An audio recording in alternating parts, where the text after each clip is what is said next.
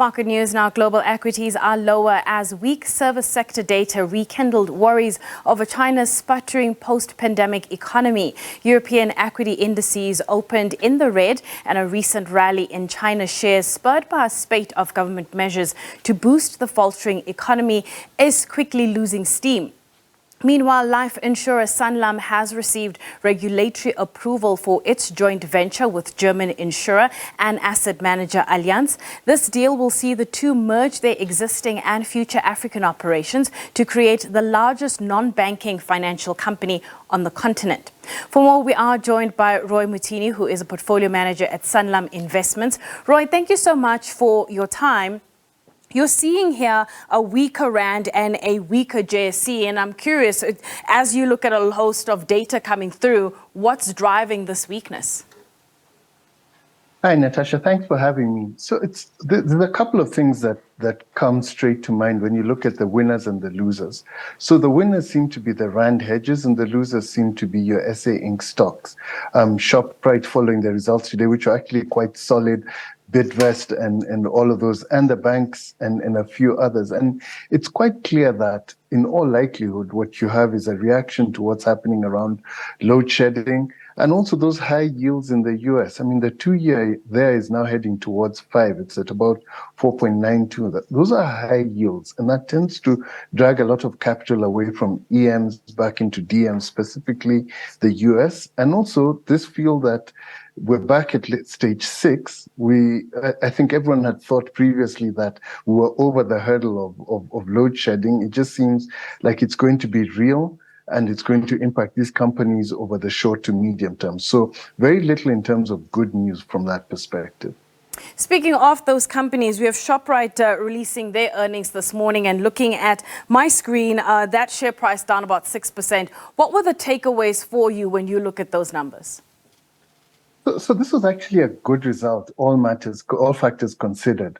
It was quite clear from the numbers that they had tried to hold as much inflation back from the consumer as possible, that they've taken advantage of the struggling of their competitors to increase their market share, and that they've adopted a bit of a longer term view with regards to margins from the perspective of if the consumer is struggling and the competitors are struggling, maybe this is a good time to expand market share and increase your reach into the market. So from that perspective, a relatively good result looking backwards.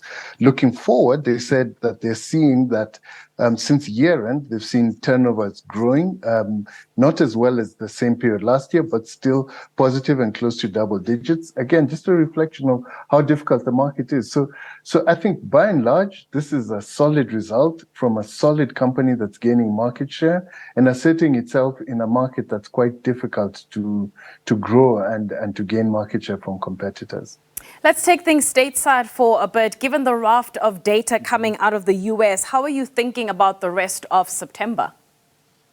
So September is going to be very interesting when we head into that next Fed meeting. So they've had 2 prints from inflation and other, like you said, high frequency data. They had promised 2 rate hikes. They already gave us 1 and went into a pause. So they have to think really long and hard about this second one.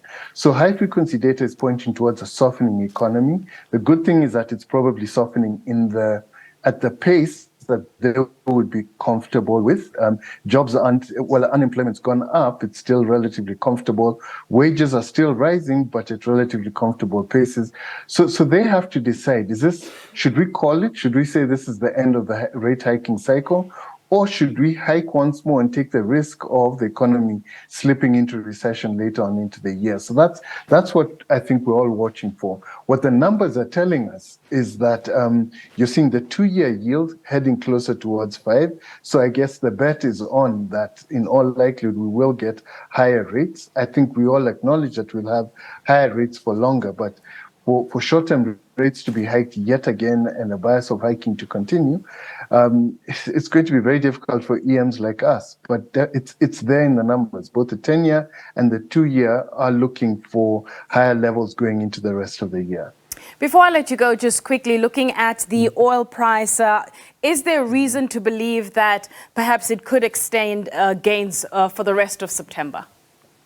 So that's a massive conundrum. So I think on the supply side, it's quite clear that between Russia and the Saudis, they're quite adamant to keep that 1.5 barrels off the market, and that I think is what's driving prices marginally up the way you've seen this trajectory.